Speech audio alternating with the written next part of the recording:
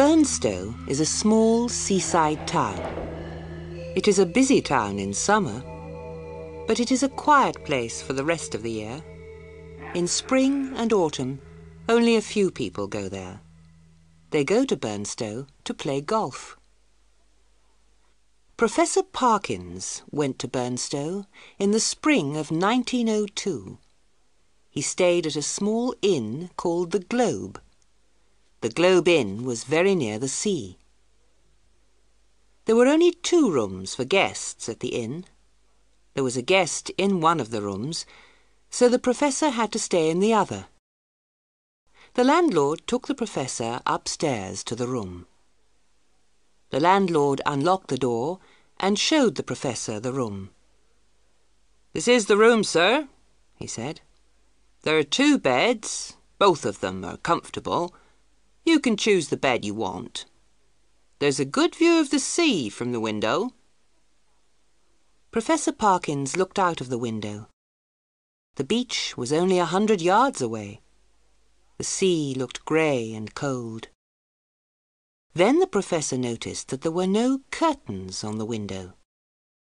"Landlord," he said, "there are no curtains on the window." "Oh, I'm very sorry, sir," said the landlord. "I'll tell the servant to put them up." That afternoon, Professor Parkins met the other guest. His name was Colonel Wilson.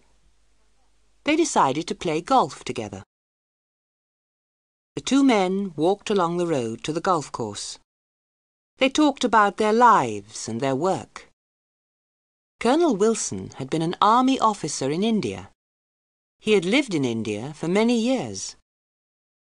"I am an archaeologist," said Professor Parkins. "I study history by digging up old buildings." "Are there any old buildings here, in Burnstow?" asked the Colonel. "I believe there was an old church near the golf course," said the Professor. "But it was pulled down in the 14th century. "Why?" asked the Colonel. "It's unusual to pull down a church, isn't it?" "Yes," said the Professor. "I don't know why it was pulled down. That's why I want to look for it. I want to find the place where the church stood." They played golf for most of the afternoon. "Shall we go back to the inn for a drink before supper?" the Colonel asked. "I will see you at the inn in half an hour," the Professor said. "First, I will look for the old church." "Don't be late," said the Colonel. "It will be dark soon." The Colonel walked along the road towards the inn. The Professor walked towards the beach. He looked at the ground carefully. There were many large grey stones near the beach. The stones were covered with grass. They were placed in the shape of a circle. The Professor touched a stone with his foot. The stone moved. There was a hole underneath the stone. Professor Parkins looked into the hole. It was dark in the hole, and he could not see anything, so he lit a match. The wind blew the match out. He put his hand into the hole. The hole was empty. No, he was wrong. His fingers touched something made of metal. He pulled it out of the hole. It was a piece of metal about 4 inches long. It was old and dirty. He put it in his pocket. The picture sequence from the cinema has finished. You can look at it once more if you want.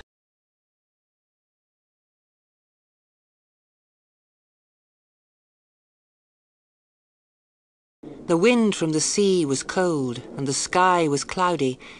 It was getting dark. Professor Parkins decided to walk back to the inn. It was a short walk along the beach to the inn, but there were high breakwaters on the beach. The Professor climbed over each of the breakwaters slowly. It was hard work. He stopped to rest. He looked back. and saw someone about 100 yards behind him. The other person stopped. It was getting dark, so the professor could not see clearly. He could not see what the other person looked like. A black figure on the beach was watching him. Was it a man or a woman? Or was it something else? The professor suddenly felt afraid. He did not want to meet this strange figure on the dark beach. He thought that the figure was following him. He started to run, but the sand was soft and deep, and the breakwaters were high. He felt he was running in a dream. At last, he reached the inn.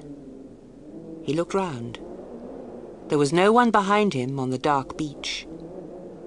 He was cold and tired, and very glad to go into the warm inn. The Colonel was waiting for him.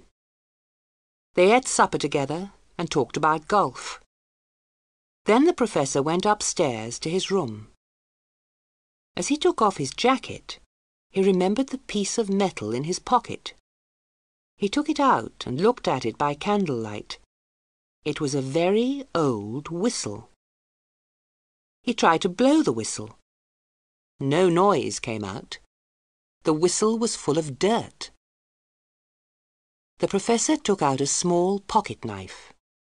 He went to the window to clean the dirt out of the whistle. He saw that there was still no curtains on the window. He opened the window and looked out. The night was dark. There was no moon. But the professor thought there was someone standing on the beach. He cleaned the whistle quickly, then went back to the candle. Now he could see marks on the whistle. The marks were letters. Quis est iste qui venit? Latin, the professor thought. Quis est iste qui venit? That means, who is this who is coming? The professor tried to blow the whistle. No one will come, he thought. But he put the whistle to his lips and blew. The sound of the whistle was clear and high. It was a sad sound.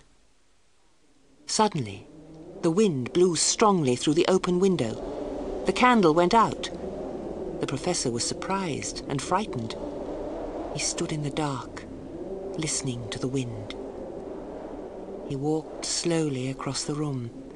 He closed the window. Still the wind blew. It blew around the inn, making a terrible noise.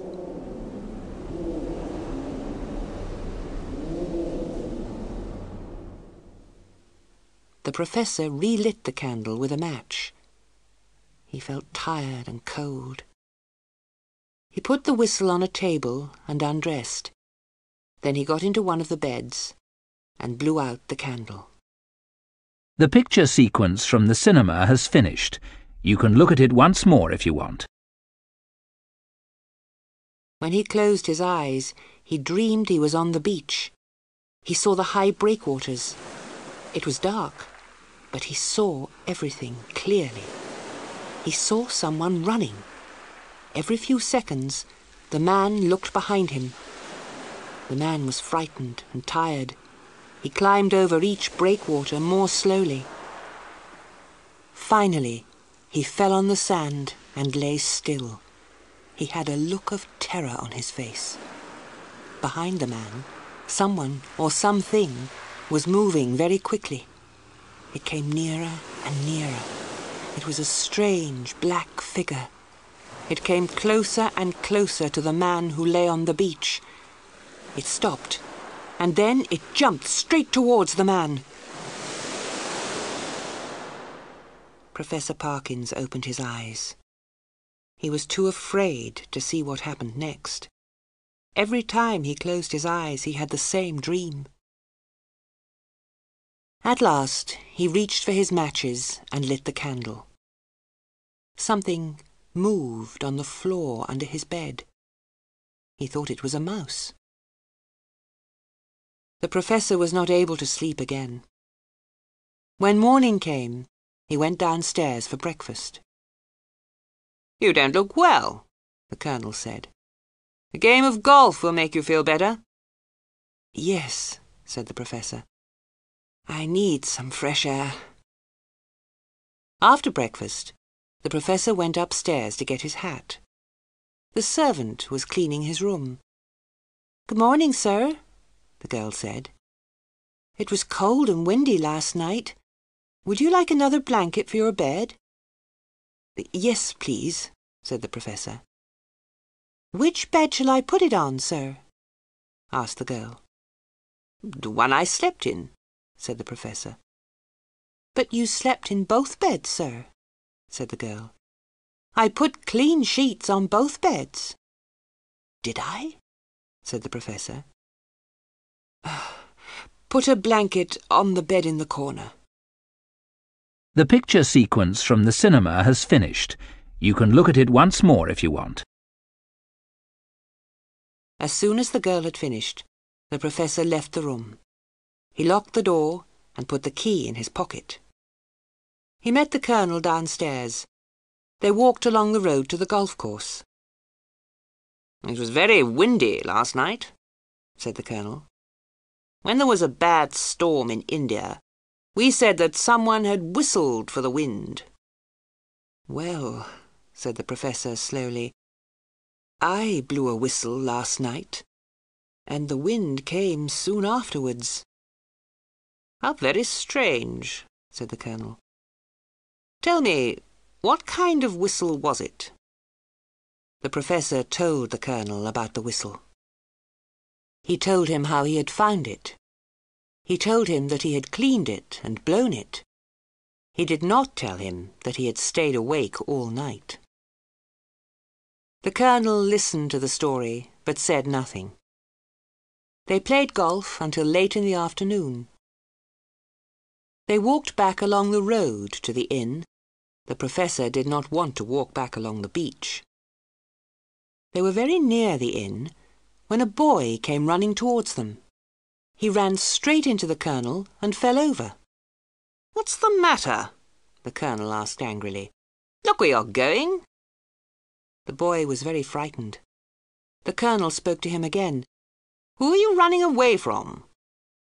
"The thing in the window," the boy answered. He was crying. "What thing?" the Colonel asked. "Come and show us." The boy took them to the front of the Globe Inn. He pointed up to a window. "It was up there, sir," he said. "It was waving at me. But it was a horrible thing, sir. I don't think it was alive." "Don't be afraid," the Colonel said. "It was someone trying to frighten you. Go home and forget about it." The Colonel looked at the Professor. "That's the window of your room, isn't it?" he asked. "Yes," said the Professor. "There's something strange going on. Will you come upstairs with me?" The two men went upstairs together. The Professor's room was locked. He opened the door with his key. Inside the room, one of the beds was untidy. A sheet lay on the floor by the window. The Professor called the servant. "Who has been in my room?" asked the Professor. "No one, sir," the servant replied. "There are only 2 keys to this room. You have one, and the landlord has the other." The Professor went to find the landlord. "I didn't go into your room while you were out, sir," said the landlord. The Professor and the Colonel ate supper together. "I can't understand it," said the Professor. "How can someone have gone into a locked room?" "Show me the whistle you told me about," said the Colonel. The Professor showed it to him. "What will you do with it?" asked the Colonel. "I shall put it in a museum," said the Professor. "Throw it into the sea," said the Colonel. "I'm going to bed. Call me if you need me in the night." The picture sequence from the cinema has finished. You can look at it once more if you want. Professor Parkins went to his room. The night was clear and the moon was full. Bright moonlight shone through the window. There was still no curtains. The professor was angry. "The moonlight will shine through the window and keep me awake," he thought. He decided to hang a sheet over the window. He took a sheet from the empty bed and hung it on the curtain rail. Then he got into his own bed and went to sleep. He did not sleep for long. Bright moonlight woke him up. The sheet was no longer over the window. A noise came from the empty bed. The professor looked across the room. Suddenly, a figure sat up on the other bed. The professor was so surprised that he jumped out of his own bed. He stood by the window. There was moonlight, but he could not see the figure on the other bed clearly. It was covered with a sheet. The figure stood up. It stood between the professor and the door. Its arms were spread out. It was searching for the professor with its fingers. The figure jumped on the professor's empty bed. It moved slowly over the pillow. The professor shivered with fear. Then the figure got off the bed and moved towards the window. In the bright moonlight, the professor could see its face under the sheet. It was very old and very horrible. The professor opened the window and shouted for help. The figure under the sheet jumped forward. Its hands went over the professor's mouth. The professor tried to get away. He was about to fall out of the window when a hand pulled him back. It was the colonel. There was no one else in the room. A sheet from the bed lay on the floor by the window. Next morning, the colonel and the professor went down to the beach. The colonel took the strange whistle and threw it into the sea. "Things like this sometimes happen in India," the colonel said. "I don't think the figure can hurt you. It can only frighten you." Professor Parkins is still afraid of curtains that move in the wind. He also sleeps without sheets on his bed.